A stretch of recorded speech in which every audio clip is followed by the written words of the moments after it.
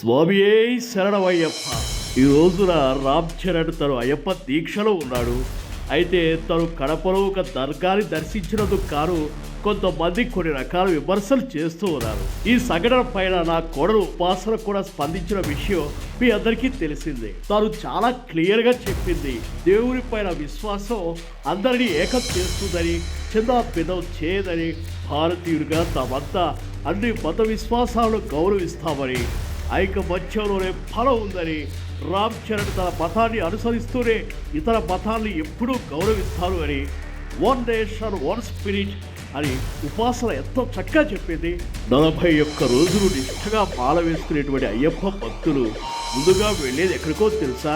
బాబర్ స్వామి మసీదుకి. మతం అంటే కలిపేది కానీ విడదీసేది కాదు. ఎన్నో శతాబ్దాలుగా హిందువులు ముస్లింలు ఈ భారతదేశంలో కలిసే ఉంటున్నారు. వివి రాజ్యారాముడు వెంకటేశ్వర స్వామి పెళ్లి చేసుకున్నాడని కడపలోని ముస్లింస్ ఆ 7 కోటల వాడిని తమ అల్లుడిగా భావించి పూజలు చేస్తూ ఉంటారు.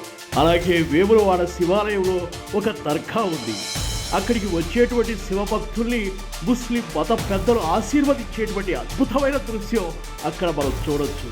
చార్మినార్లోని ఒక మినార్ కింద భాగ్యలక్ష్మి అమ్మవారి దేవాలయం ఉంది. బక్రీదును ఎదురు చూసేటువంటి అదే చార్మినార్ లక్ష్మీదేవి పూజ చేసి దీపావళి కాంతులతో వెలిగిపోతుంది. అదే మాదిరిగా గోల్కొండ కోటలోని అమ్మవారి గుడి, అక్కడ జరిగే పోరాల పండుగ, ఇవన్నీ కూడా మత సామరస్యానికి నిదర్శనాలు.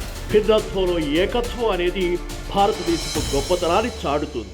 వేరే ఇతర దేశాల్లో ఒక మతం మాత్రమే ఉంటుంది, కానీ ఒక్క భారతదేశంలోనే అన్ని రకాల మతాల కలయికతో అన్నదమ్ములుగా ఒక ఐకమత్యంతో సమిష్టిగా ముందుకు వెళ్ళేటువంటి పరిస్థితి మనం ఇక్కడే చూస్తున్నాం.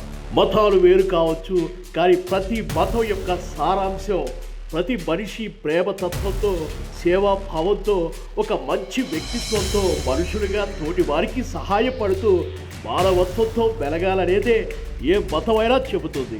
ఈ మధ్య చూసుకుంటే కనుక కొందరు మతాన్ని అడ్డం పెట్టుకుని స్వార్థపూరితంగా ఆలోచిస్తూ విధ్వంస కాండలు చేస్తున్నారు. ఇది చాలా తప్పు.